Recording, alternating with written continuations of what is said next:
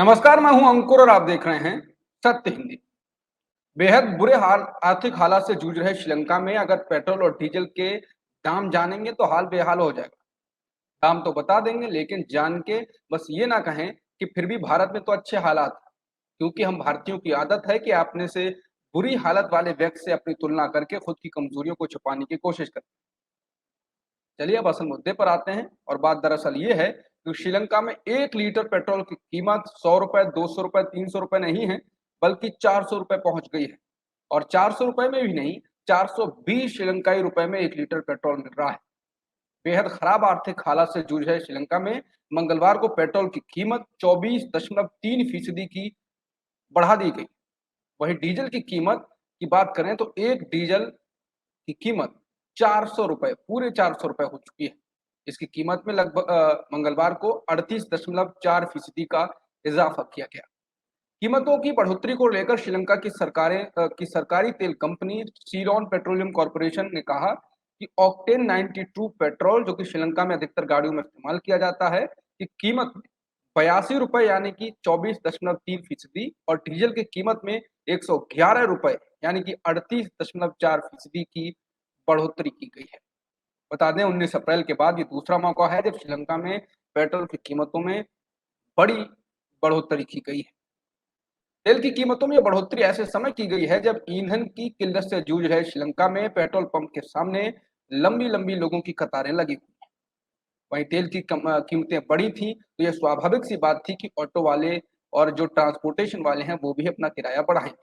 इसके बाद अब श्रीलंका में ऑटो रिक्शा चालकों ने भी किराए में बढ़ोतरी कर दी। श्रीलंका में शुरुआती 1 किलोमीटर के लिए 90 रुपए, जबकि दूसरे किलोमीटर से 80 रुपए चार्ज किए जा रहे हैं। मालूम हो कि श्रीलंका में विदेशी मुद्रा भंडार की कमी होने के कारण पिछले कई महीनों से पेट्रोल डीजल की किल्लत चल रही है। हालात ऐसे हैं कि हिंसक विरोध प्रदर्शन की नौबत आ गई। मंत्रियों तक को प्रदर्शनकारियों ने मौत के घाट उतार दिया।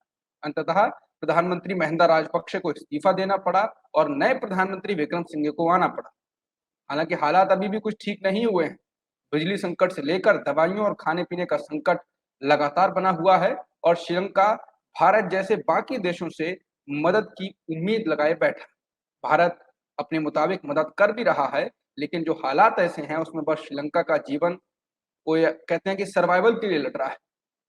वहीं अगर अपने एक और पड़ोसी देश पाकिस्तान की अगर बात करें तो वहां भी हालात कुछ अच्छे नहीं है। पाकिस्तान का रुपया $1 के मुकाबले 200 रुपए तक गिर चुका है। कर्ज में डूबा पाकिस्तान आईएमएफ से $3 अरब की रिहाई की मांग कर रहा है। ये राशि पाकिस्तान को मिल जाने से उसके विदेशी मुद्रा भंडार में बढ़ोतरी होगी, क्योंकि उसके पास अभी जो विदेशी मुद्रा भंडार बचा है वो 2 महीने से भी कम का है, यानी कि $10.2 बिलियन विदेशी मुद्रा भंडार है, जिससे वो 2 महीने से भी कम समय तक विदेशों से आयात कर सकता है। ये नहीं, पाकिस्तान को इस साल $45 अरब का व्यापार घाटा भी झेलना पड़ सकता है।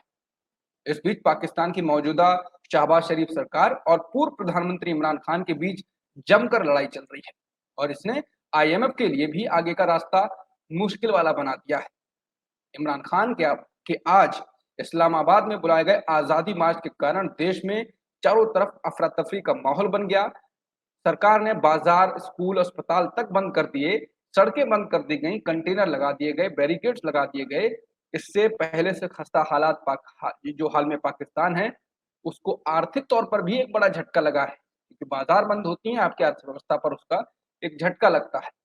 अप्रैल में कार्यालय छोड़ने से पहले इमरान खान ने पेट्रोल, डीजल और गैसोलीन की कीमतों को कम कर दिया था और फिर उन्हें 4 महीने के लिए फ्रीज कर दिया गया। फ्रीज कर देने का मतलब आप ऐसे समझें कि जैसे भारत में जब चुनाव हुए तो चुनाव से पहले पेट्रोल डीजल की कीमतों में बढ़ोतरी रोक दी गई और फिर रुकी रही जब तक चुनाव के अंत हुए, नतीजे आ गए और उसके बाद फिर लगातार बढ़ने लगी। यानी कि उस दौर में कीमतें फ्रीज कर दी गई। और यही इसका कारण क्या था पाकिस्तान में, अगर इमरान खान ने जो कीमतें कम की उसका कारण था कि इमरान खान जाते जाते उन्हें जब रियलाइज हो गया तो वो अपनी जनता के बीच में, मतदाताओं के बीच में अपनी छवि को सुधारना चाहते थे। महंगाई से त्रस्त जनता की जो जो गुस्सा था उसे शांत करने की कोशिश थी उनका, ये अंतिम प्रयास था। वहीं आईएमएफ ने पाकिस्तान को कहा कि तब तक वो पैसा पाकिस्तान को नहीं देगा जब तक वो ईंधन सब्सिडी को खत्म नहीं कर देता है। सरकार बदल गई, इमरान खान हट गए, शहबाज शरीफ प्रधानमंत्री बन गए, लेकिन उन्होंने भी कीमतें बढ़ाने में दिलचस्पी नहीं दिखाई, जबकि हर महीने सब्सिडी में $60 करोड़ जा रहे हैं। वो भी नहीं चाहते कि राजनीतिक अस्थिरता से जूझ रहे पाकिस्तान में जो हाल ही में चुनाव होने वाले हैं, उनमें उनको जनता का गुस्सा भुगतना पड़े। सरकार पहले से ही गेहूं और चीनी जैसी जरूरी चीजों की कीमतों के कारण जनता का गुस्सा झेल रही है। भाई स्टॉकहोम में टुंड्रा फाउंडर एबी के चीफ इन्वेस्टमेंट ऑफिसर मैटियस मार्टिनसन का कहना है कि 3 हफ्ते पहले वो ये कह सकते थे कि पाकिस्तान की हालत श्रीलंका जैसी नहीं होगी, लेकिन जो अभी वर्तमान में जो सरकार आई है, यानी कि शहबाज शरीफ की जो सरकार बनी है, उसकी जो निष्क्रियता है, उसके कारण वो अब वो बात नहीं कह पा रहे हैं जो 3 हफ्ते वो पहले कह सकते थे। कुल मिला के भारत के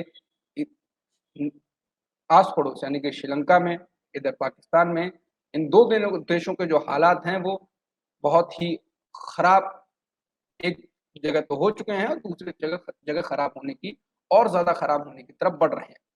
भारत में भी महंगाई जोर पकड़ रही है और अभी हालत भारत के हालात वैसे नहीं है जैसे कि बाकी आस पड़ोस के देशों के हैं, और उम्मीद यही करी जा सकती है कि भारत महंगाई पर काबू पा ले और भारत को वो दिन ना देखने पड़े जो हमारे पड़ोसी देश देख रहे हैं। आज की खबर में इतना ही, बाकी खबरों के लिए आप बने रह सकते हैं सत्यहिंदी.com के साथ। नमस्कार। सत्य हिंदी का ऐप डाउनलोड करें गूगल प्ले स्टोर पर।